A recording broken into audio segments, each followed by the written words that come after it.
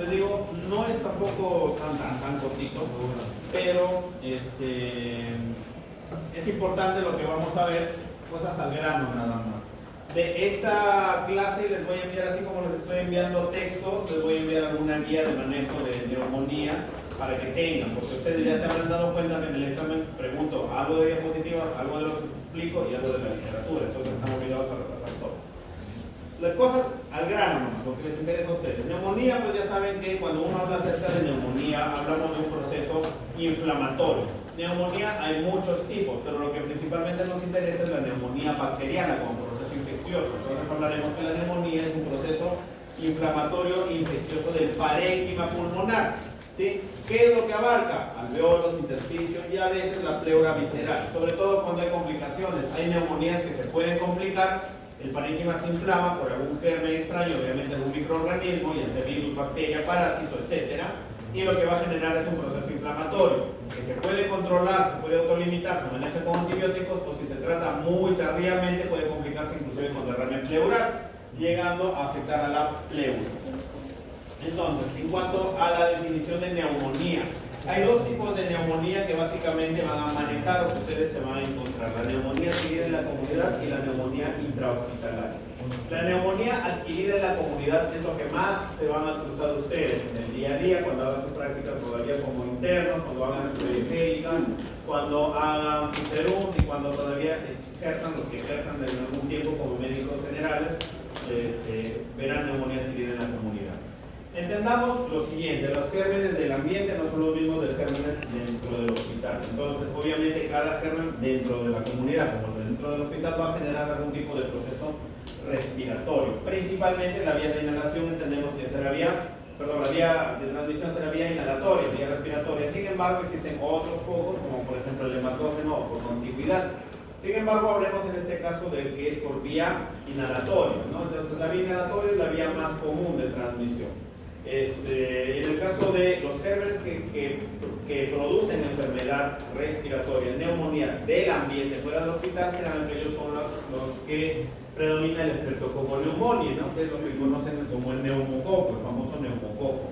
Pero ese germen es un germen de la comunidad, es decir, lo encontramos en el día a día fuera de los hospitales. Dentro de los hospitales, los gérmenes son diferentes, son más agresivos y pueden llegar a procesos inflamatorios más severos, inclusive hasta septicemia. Si nos piden la definición, ¿cómo saber en qué momento tenemos o no neumonía adquirida en la comunidad y neumonía intrahospitalaria? Lógico, si yo te digo, estás en tu casa, no sé, pues estudiando en la universidad, hay un poco de frío, hay gente tosiendo y tú también toses, y a poco tiempo te descubren que tienes neumonía, no vas a pensar que fue una neumonía del hospital, obviamente es una neumonía adquirida en la comunidad. Y me dirán lo contrario: pero doctor, entonces si estoy dentro del hospital y dentro del hospital sufro neumonía, tampoco no voy a decir neumonía adquirida en la comunidad, es una neumonía intrahospitalaria. Hasta ahí es por simple lógica, ¿no? No hay mucho que pensar. Pero tengamos en cuenta algo en el tiempo. Si tú estás en la comunidad, obviamente en tu casa, trabajo, estudio, etc., y te contagias de un proceso neumónico, desarrollas síntomas inflamatorios positivos para neumonía, obviamente es una neumonía adquirida en la comunidad. Pero ¿qué pasa si tú ingresas al hospital? Suponiendo te doblaste el tobillo, te caíste de la escalera, no sé, tuviste algún golpe, X, Y, Z, lo que pase, ingresas al hospital, o te da un cólico vesicular, etc. Ingresas al hospital, entras sin ningún proceso respiratorio, pero estás máximo el segundo día, es decir, dentro de las primeras 48 horas que estando tú en el hospital empiezas a presentar síntomas respiratorios, ¿de dónde dirás que adquiriste esa neumonía? ¿Del hospital o las vienes arrastrando de la comunidad? Cuando desarrollan los síntomas, aún estando dentro de un hospital, dentro de un centro de salud, un puesto de salud, dentro de las primeras 48 horas de haber ingresado, esos gérmenes los estás arrastrando desde la comunidad y recién se están manifestando en tu estancia hospitalaria. Entonces, si tú manifiestas, desarrollas síntomas típicos de neumonía estando en el hospital, pero en las primeras 48 horas, nosotros decimos que sigue siendo neumonía adquirida en la comunidad. ¿Sí? Es lo primero que hay que entender. Es lo que vemos ahí, básicamente es eso, ¿no? Estás en un centro hospitalario, puedes desarrollarla antes o inclusive desarrollarla en días, dentro de los 2 primeros días. Una vez que tú te vas de alta a tu casa por cualquier otro motivo, imaginemos que no has desarrollado neumonía en vas a tu casa y después de una semana de que te mandaron a tu casa, pasada la primera semana, empiezas a desarrollar síntomas, tos, flema, disnea, fiebre, etcétera, te dicen es neumonía. Ojo, han pasado más de 7 días desde que te fuiste del hospital. ¿Estarás arrastrando gérmenes del hospital o son de la comunidad? Son de la comunidad, cuando han pasado más de 7 días. Lo que ven en azul, doctores, doctoras, es básicamente neumonía adquirida en la comunidad. Aquella que manifiesta síntomas típicos de neumonía antes de entrar a un hospital, en los 2 primeros días de estar dentro del hospital, o cuando te fuiste a tu casa, pasados 7 días. Y lo que esté entre estos dos lapsos, o entre este lapso de tiempo, es obviamente la neumonía intrahospitalaria. ¿Qué es neumonía intrahospitalaria? Aquella que se desarrolla pasadas las primeras 48 horas de estar en el hospital o en los primeros 7 días después de que te fuiste de alta del hospital. ¿Sí? Repito, por última vez, neumonía adquirida en la comunidad. En cuanto al tiempo, la definición es el tiempo. Cuando yo les pida, defíneme neumonía adquirida en la comunidad, ustedes tienen que hablar de tiempo, porque eso es lo que les van a pedir. Neumonía adquirida en la comunidad, la que se desarrolla obviamente fuera del ambiente hospitalario o en las primeras 48 horas de haber ingresado al hospital o pasados 7 días desde que saliste del hospital. La neumonía intrahospitalaria, la que se desarrolla dentro de un hospital pasadas las 48 horas de tu ingreso hospitalario o en los primeros 7 días de haber sido de alta del hospital. ¿Sí? Si tú sales de alta o tu paciente llega a tu consulta y te dice, viene por tos, fiebre, flema, los síntomas que vamos a describir en el momento de neumonía. Y dices, ¿cuándo saliste del hospital? Hace 3 días y recién ahorita estoy con molestias. ¿Qué vas a tratarlo? ¿Como neumonía adquirida en la comunidad o lo vas a tratar como neumonía intrahospitalaria? Una intrahospitalaria. ¿Sí? Eso solo para que sepa. El tema de la clase es neumonía adquirida en la comunidad, no es neumonía intrahospitalaria, pero es necesario que lo sepan. Hay una terminología que antiguamente se hablaba y quizás a ustedes, algunos de sus docentes todavía lo hayan escuchado o lo escuchen, como neumonía asociada a cuidados de la salud. Quizás por ahí han escuchado a un docente, o ustedes mismos habrán leído o escuchado también ese término. Simplemente es un término antiguo. Lo único que necesitan saber es que no existe esta terminología. Esas dos son las únicas que existen. Cualquier otra cosa que no sea eso es terminología antigua. Entonces, los gérmenes de la comunidad obviamente son diferentes a los hospitales, donde puede ser bacterias, virus, puede ser inclusive parásitos, y dentro de los virus, bacterias vamos a tener frecuentes e infrecuentes. Lo más frecuente, lo más común es lo que ustedes ven ahí. El estreptococo neumonía, que todos ya han conocido, lo conocen, lo han escuchado varias veces. El neumococo, el llamado neumococo, y sobre todo también en segundo orden el hemófilus influenza, de lo que pueden ver ahí. En cuanto a los gérmenes típicos, porque esos son los gérmenes más típicos que se conocen, pero también hay otra lista que se llaman los gérmenes atípicos. Los que, aunque se presentan en menor frecuencia, también puede darte síntomas típicos de neumonía. ¿Cuáles son? Los que ven ahí. La clamidia y el micoplasma neumonía. ¿Sí?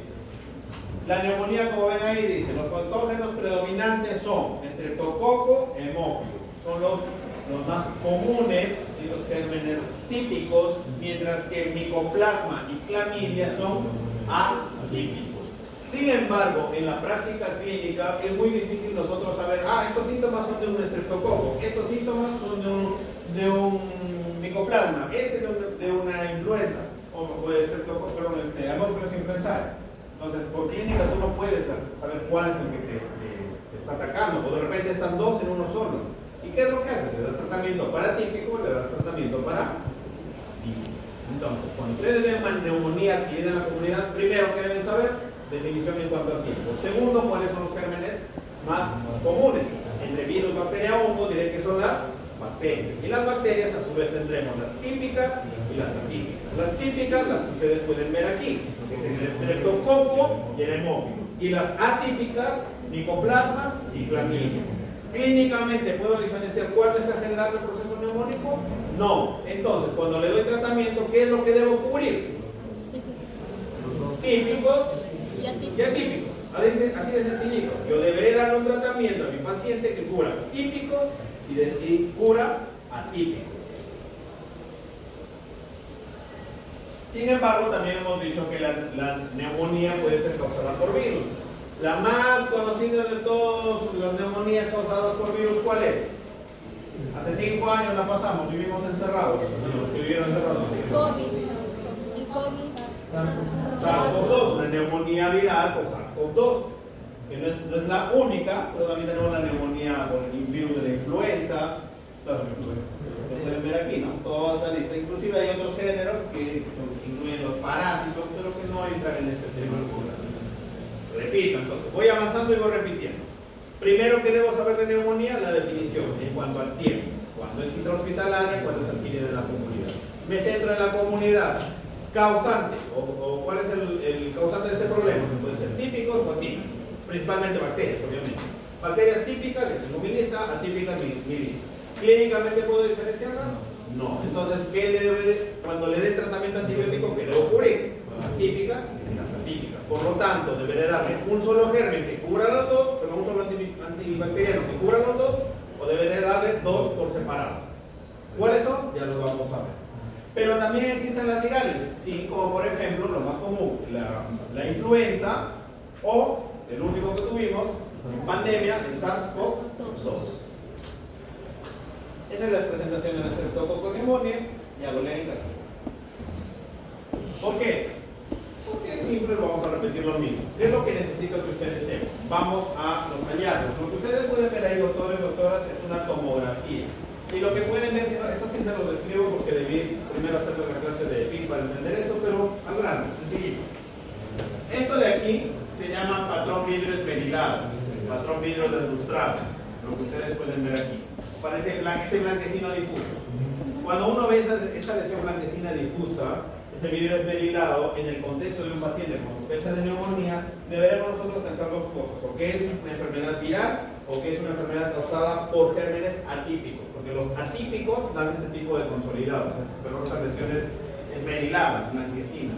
Los típicos usualmente dan los consolidados, que ya les voy a enseñar la imagen más adelante. Como menciona ahí, esta es la lista de los atípicos, sin embargo me interesa más el Mycoplasma pneumoniae, que es el más común de todos ellos. Esta última línea sí es importante para ustedes. ¿A qué son sensibles? A los macrólidos. Por lo tanto, cuando ustedes den tratamiento para neumonía, insisto, eso es término sencillito, ese concepto es facilito. Debo darle tratamiento. Cuando ustedes se enfrentan a un paciente con neumonía, antes de mandarse a resucitar, hagan una pausa de 0.2 milisegundos. Le voy a dar tratamiento para típico, para atípico. Para típico, usualmente las beta-lactámicos. Usualmente son beta-lactámicos y sus derivados. Para los atípicos son los macrólidos. Así de sencillito. Entonces, cuando ustedes den tratamiento para neumonía, deberán darle esos dos. Y si mi paciente es alérgico a uno de ellos, le daré alguna opción que me cubra, que ya les voy a mencionar por eso. Eso nuevamente tenemos en nuestra guía del Hipólito Unanue, la presentación de los típicos, atípicos y las virales, ¿no? Dice ahí, se considera que la microaspiración de contenido gástrico constituye un mecanismo que ocasiona la NAC. Les dije hace un momento, no es el único medio de contagio en vía aérea, también es hematógena.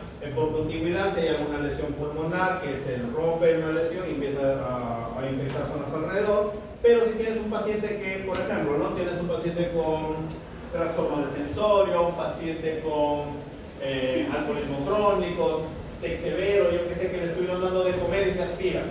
Esa aspiración de contenido gástrico te puede generar también neumonías, las llamadas neumonías aspirativas, es lo que pueden ver ahí, es otro de los famosos mecanismos de la neumonía que tiene la comunidad. En cuanto al sistema de defensa, en cuanto a esa diapositiva, lo único que nos está diciendo es que a medida que tú vas avanzando, desde la nariz hasta los alveolos, los sistemas de defensa van mejorando y son cada vez más finos, ¿no? Al principio, ¿qué es lo que tenemos en nuestra fosa nasal? Mucosidad, cilios, que evita pues, que con la formación de moco ingresen más partículas.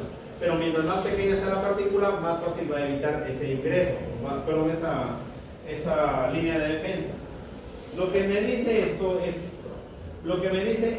que la mayoría de bacterias son menores a 0, esto es micras, lo puse como milímetro, es micras, de 0.5 a 2 micras, esto fue milímetro, micras, ya. Aquellos gérmenes menores a 0.5 micras ingresan hasta el nivel de alveolos. Entonces, ahí no importa los cilios, no importa el moco, igual van a ingresar. Es ahí donde ingresa la vía de defensa, la vía innata. Factores de riesgo. ¿Quiénes son más predispuestos? ¿Ustedes son un grupo para que desarrollen neumonía? No, a lo mucho, la mayoría de ustedes tendrán pues gripe, chis, moco unos días, bufanda, se tapan, estás tosiendo y se acabó, mascarillas y punto. 5, 10 días, 2 semanas y están como nuevos, no pasó nada.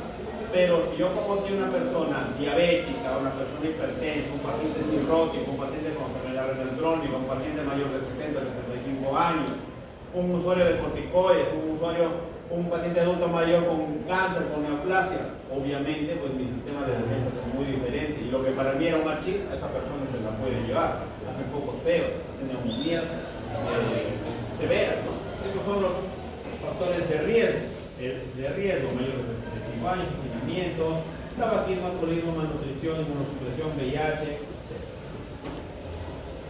Cuadro clínico. ¿Cómo reconozco yo a un paciente que tiene neumonía, sospecha de neumonía? Aquí donde vamos poco a poco avanzando.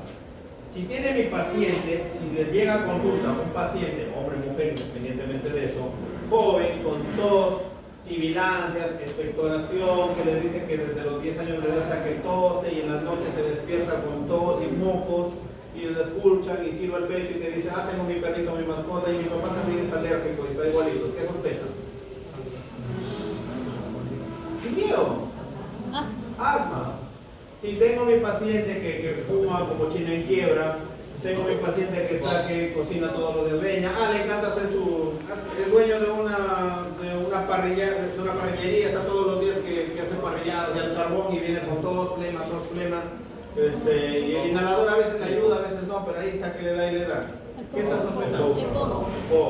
Si yo tengo a mi paciente que no tiene ninguna sintomatología y poco a poco, no hay historial de biomasa, ni alergias, ni broncoespasmo en la niñez, ni nada, pero tiene algún factor de riesgo, lo que hemos mencionado hace un momento, es adulto mayor, diabético, mal controlado, o un paciente relativamente joven con VIH o con cáncer y empieza con tos, flema, fiebre, disnea progresiva, pero no hay sibilancia. ¿Qué creen que? Y está expectorando verde, amarillo, maloliente. ¿Qué podrían sospechar? La neumonía es una de las primeras opciones. Sin embargo, ya les voy adelantando, las bronquiectasias también generan ese problema. Aunque no creo que toquemos mucho bronquiectasias, más lo verán en la práctica cada uno de ustedes, pero también las bronquiectasias dan ese problema. Solo que las bronquiectasias todas ocultas y sibilan. Hay silbido. En la neumonía no silban. Hay crépito. Hay crepitantes. En cuanto a la semiología, pues no. Lo que más se dice, por lo menos en la parte teórica, es el aumento de la palpación, el aumento de las vibraciones vocales y lo más importante es el crepitante. Hay otros que identifican el famoso soplo tubario, tendrían que escucharlo. La verdad, el soplo tubario es un soplo en el cual la voz se amplifica y usualmente ya cuando hay una lesión más amplia, hay una caverna, hay una destrucción más grande del parénquima. Lo que ustedes, si les preguntan al examen físico qué es lo que te resalta en una neumonía, básicamente es a la auscultación el crepitante. Y esto sí, insisto, un poquito les hago con el tema de pido, aunque ya nos saltamos. Las pacientes que hacen fibrosis pulmonar usualmente tienen crepitantes bilaterales, usualmente bivasales. En cambio, el neumónico usualmente es más en un solo lado. ¿Qué tiende a ser la lesión? Más en bases. Entonces, estudio de imágenes. Otro punto para ustedes, punto para recordar, aparte de la clínica, la presentación, cuáles son los términos que lo causan, que les dije, tos, flema, fiebre, expectoración, ya les dije, puede ser neumonía, puede ser bronquiectasis, pero ¿cómo yo llego a la conclusión de que sí es una neumonía o es otra patología? Estudio de imagen. Necesitamos estudio de imagen e ideal aislar al germen, pero en la práctica el aislamiento del germen es muy poco común, más hacemos estudio de imagen. El estudio de imagen en neumonía puede ser de varias formas, dependiendo de lo que tengan al acceso, pues, ¿no? Puede ser desde una radiografía de tórax, tomografía e inclusive una ecografía de tórax. En el caso de la radiografía, como ustedes ven ahí, tiene una sensibilidad y especificidad, la especificidad sobre todo por el 91%, pero lo que nos interesa más es el consolidado, esta lesión blanquecina. Ustedes pueden acá estar se resalta, ¿sí? zonas parchadas, zonas focalizadas, que usualmente son más envases, pero dependiendo del paciente y de la patología del germen pueden encontrarse en más de un solo sitio. Es la radiopacidad. Si ustedes le preguntan, o les preguntan, pues, no sé, necesariamente yo o otro de sus colegas, futuros colegas, ¿cómo identificas una neumonía? Es una radiopacidad. En la radiografía lo vas a ver blanco. Y usualmente en la base de uno de los dos pulmones. ¿Que hay variedades de presentación? Hay variedades, pero es la radiopacidad, el consolidado. Esas son variedades que ustedes ven, chicos, ya con complicaciones inclusive con derrames para neumonía. Lo mismo, con radiopacidad, se ve blanco. Que ojo, no hay que confundir con el derrame pleural que ya en la siguiente clase les haré. Son radiopacidades de bordes mal definidos. Sin embargo, la tomografía de tórax también nos ayuda bastante, ya que en la tomografía de tórax encontramos un patrón que nosotros, este es lo que me interesa que ustedes aprendan. Este es el patrón consolidado, pero tiene un punto adicional, consolidado con broncograma aéreo, así se llama. ¿Cuál es el consolidado? Lo que ustedes ven blanco aquí, este es el consolidado. Y las líneas negras que ven como si fueran ramificaciones, esta es la vía aérea que aún no se ha hematizado. Si ustedes me dicen, ¿y por qué se pone blanco el pulmón? Ya sea en radiografía o tomografía. Por el edema. El proceso neumónico es un proceso en el cual va a haber una extravasación de líquido desde los capilares hacia el alveolo. Y todo lo que recordarán en las clases pasadas hemos dicho que el alveolo debería estar solamente lleno de gas, de oxígeno, empieza a ser reemplazado por líquido. Y el líquido es lo que empieza a dar este aspecto blanquecino. Pero en este caso, la vía aérea, que son estas líneas negras que ustedes ven en tomografía, cuando vean negro eso es aire, cuando vean que la línea negra está dentro, pero está en el fondo blanco, como ustedes ven aquí, esto se llama consolidado de blanco con broncograma aéreo. Aquí, consolidado con broncograma aéreo, consolidado y broncograma aéreo. Si ustedes en alguna tomografía de tórax ven ese fondo blanco con líneas negras en el medio, eso es consolidado con broncograma aéreo y están ustedes automáticamente diagnosticando neumonía. La ecografía, aunque la sensibilidad y la especificidad disminuyen, es una técnica que también nos puede ayudar. Esto solo lo menciono, ustedes no van a ver manejo de ecografía, ¿sí? Simplemente que nosotros le llamamos el signo de hepatización. Si en algún momento en ecografía ustedes leen un informe que dice en parénquima pulmonar, signos de hepatización pulmonar, lo que les está diciendo es que han encontrado neumonía.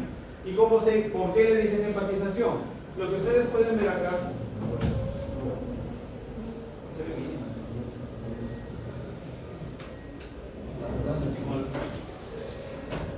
¿se ve el marcador? Esta ecografía que ustedes ven aquí en la izquierda de ustedes, esto es el hígado, ¿ya? Y se notan las vías biliares, intrahepáticas. Esto de acá es un aspecto del hígado, sí se ve obviamente, es un aspecto hepático. A nivel pulmonar se ve una estructura muy semejante a la de aquí, y a esto nosotros le llamamos hepatización, ¿ya? Pero eso solamente para que ustedes conozcan el término. Lo que ustedes van a manejar y deben manejar es esto y esto. Radiografía, consolidado. Usualmente en bases tiende a ser más unilateral, que puede ir o no con complicaciones como derrame pleural. En tomografía deben conocer más el consolidado con broncograma aéreo. Y como les dije, lo ideal también es aislar al germen. Entonces, en el afán de aislar al germen, en el afán de aislar al germen, tiende a hacerse los cultivos. Si el paciente es pector, tose, deberá recolectar una muestra de flema. Es ideal que aislar al cultivo y según el germen darle un tratamiento adecuado. ¿Cuál es el problema? Si tu paciente viene con fiebre de 39-40 grados, está que tose y cada vez que tose bota y bota por un montón de flema, que tiene dos opciones. Opción A, le doy tratamiento empírico. Opción B, lo tengo solo a punta de paracetamol hasta que me salga el resultado del cultivo. ¿Qué le vas a hacer? Imagínense que el paciente es ustedes. Tú que me estás escuchando, estás con fiebre de 40 grados, te vas al médico y el médico te dice, esperemos unos 4 días a que salga tu cultivo.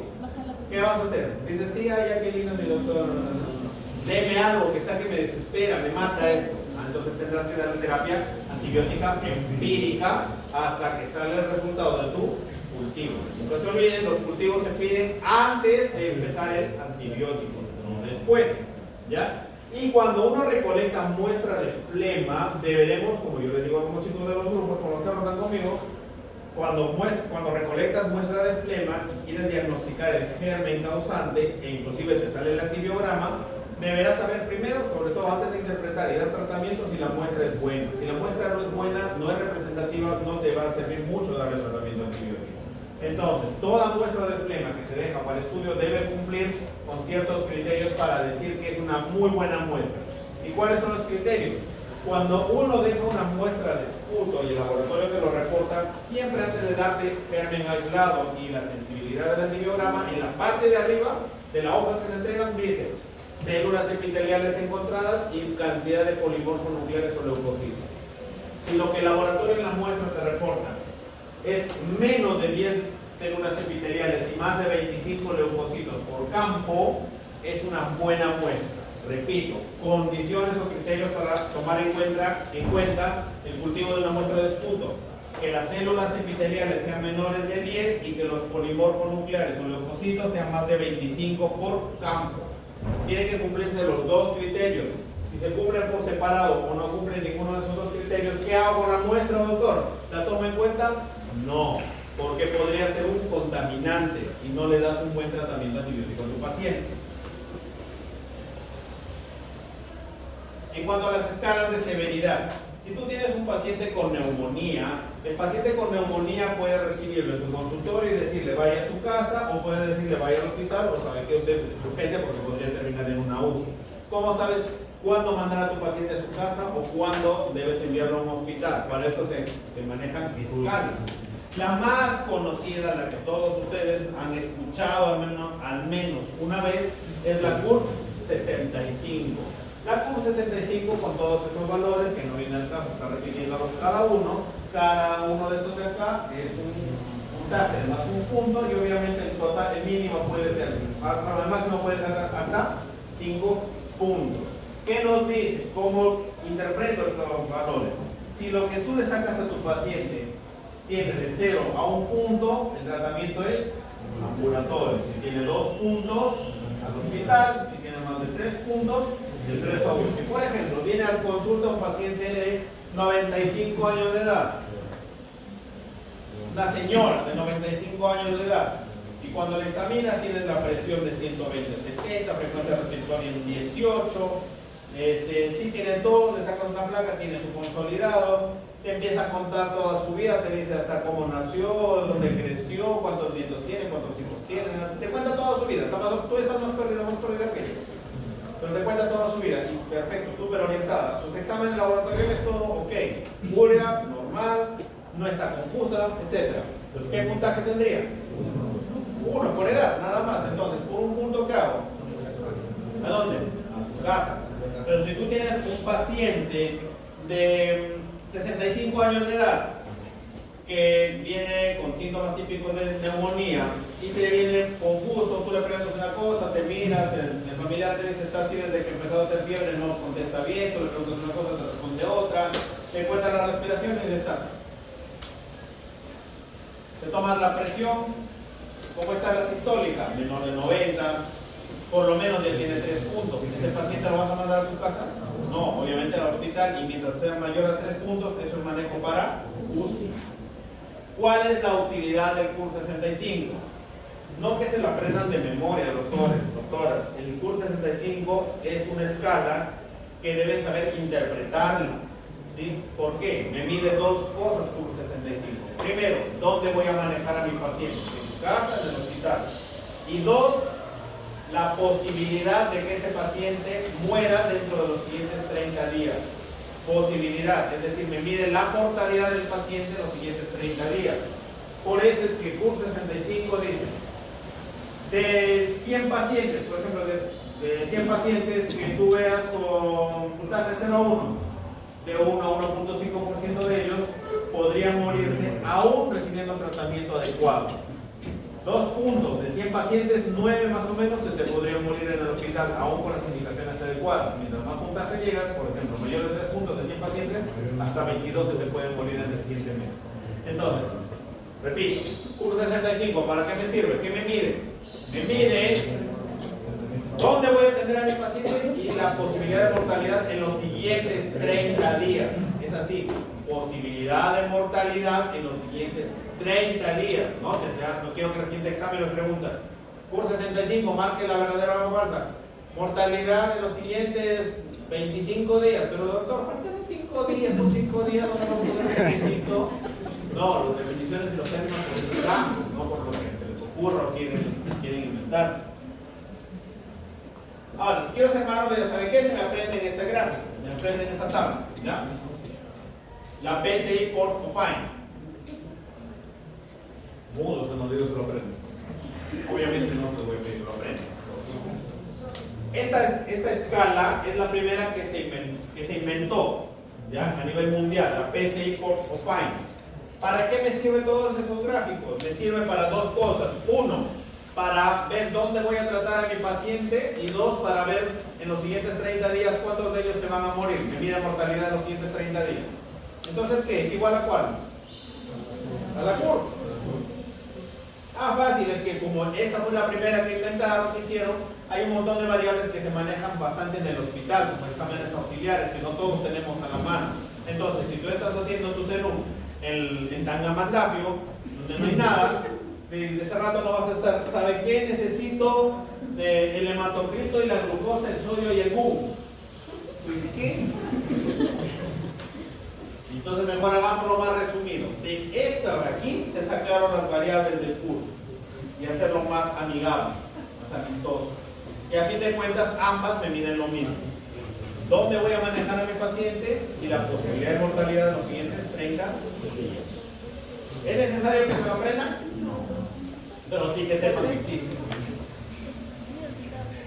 Cuando un paciente llega al hospital, ustedes, eso es cuando ustedes están en la periferia, imagínense que ya como internas están recibiendo en el hospital están de turno y les llega a la paciente una emergencia de una referencia de X puesto de salud.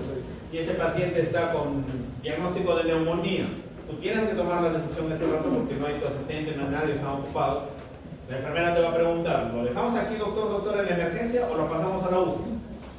Entonces para eso, no es que lo que se te va a ocurrir de un momento a otro. Tienes que aplicar escalas. Cuando tu paciente ya está en la emergencia, deberás tomarle algunas variables para saber si entra o no entra a la UCI. Esos criterios para saber si estando en el hospital, se queda en tu emergencia, lo pasas a la UCI, se llaman criterios de IPSA-ATS para ingresos a la UCI. Que son criterios mayores y criterios menores. ¿Cuáles son los criterios mayores? Los que ustedes ven ahí. Paciente con necesidad de ventilación mecánica, es decir, un paciente que está con disnea más de 30 respiraciones por minuto, trastorno de sensorio, insuficiencia respiratoria severa, acidosis respiratoria, etc. Paciente que tiene criterios para intubación. Shock séptico que necesita vasopresores. ¿Qué es el shock séptico? Es hipotensión sostenida que no te responde a fluidoterapia. Ejemplo, Cristiano, tu paciente que está con presión súper baja, inclusive no audible, no palpable. ¿Qué dice la primera indicación? ¿De frente le metes medicamentos? No. Colócale doble vía, libera los frascos y suelta el chorro. Si con eso te responde, mejoró la presión. ¿Eso es shock? No es shock. Pero si tú le metes toda la hidratación que puedes y a pesar de eso la presión no sube, recién tendrás que darle algún medicamento como por ejemplo noradrenalina, como vasopresor. Eso te va a levantar la presión. Entonces cuando ya tú utilizas un medicamento para levantar presión, y recién te responde, eso se llama shock séptico. ¿Sí? ¿Qué dice? Shock séptico que obviamente necesita vasopresor. Y los criterios menores, los que ustedes pueden ver ahí. No lo voy a leer uno por uno. ¿Cuántos criterios debe cumplir para que un paciente entre en la UCI? Al menos un mayor o 3 menores. Eso de ahí sí necesito que se lo sepa. ¿Ya? Pero tenemos otra escala, la llamada escala SMART-CO. La SMART-CO es una escala, como ustedes dicen ahí, predice la necesidad de que mi paciente termine en cuidados intensivos. ¿Es necesario que me aprenda esto, doctor? No, no te preocupes, no te voy a pedir que te la aprendas. Simplemente que sepas que existe esta escala. Entonces, lo que ustedes sí deben manejar es CUR 65. Pero también saber que existen otras escalas como la PCI Portofine que me mide mortalidad 230 días y no te voy a recuperar a mi paciente. Si mi paciente llegó a la emergencia y tengo que decidir si lo dejo en la emergencia o lo mandamos a la UCI, aplicaré la escala ISA-ES. Y esa de acá me sirve para saber cuánto de mi paciente que está en el hospital va a terminar lo mismo, intubado, bajo ventilación mecánica. El SmartCo. No es necesario, repito chicos, que se aprendan todos estos valores, simplemente en estas últimas escalas que sepan su existencia y su utilidad, nada más. Pero ¿cuál es la mejor escala para saber a dónde voy a mandar a mi paciente? Independientemente de las escalas, es individualizar. Siempre les he dicho, no es receta de cocina, que a todos les da lo mismo. Individualizas según tu paciente y según tu juicio clínico. Y es lo que la mayoría quiere, el tratamiento. Cuando estás el paciente tiene 0 a 1 puntos en CUR 65, ¿a dónde lo vas a tratar? ¿En la UCI? No, vaya a su casa, viene mañana, pasado mañana, etc. para reevaluar y ver cómo está. Pero viene, no se pierde. Ok. Si tu paciente es un paciente de 65 años que juega más deporte y lleva más vida atlética que tú, y no tiene ninguna comorbilidad, ¿qué vas a hacer? Si no tiene comorbilidad, le daré alguno de estos medicamentos. Amoxicilina, doxiciclina o macrolio. Si tiene alguna comorbilidad, es un paciente mayor de 65 años, con alguna de las comorbilidades que hemos mencionado, eso es lo que tú puedes dar. ¿Cuál es la diferencia? Pero doctor, acá dice amoxicilina y acá dice amoxicilina con clavulánico. Sí, la diferencia es que en el paciente adulto mayor, sin comorbilidades, con un CUR 65, 0 puntos que lo vas a manejar en su casa, puedes darle tranquilamente monoterapia. Sin comorbilidades, peor, sin comorbilidades. Ahora, la gran pregunta del millón es, ¿cuántos adultos mayores ustedes conocen que no tengan comorbilidades?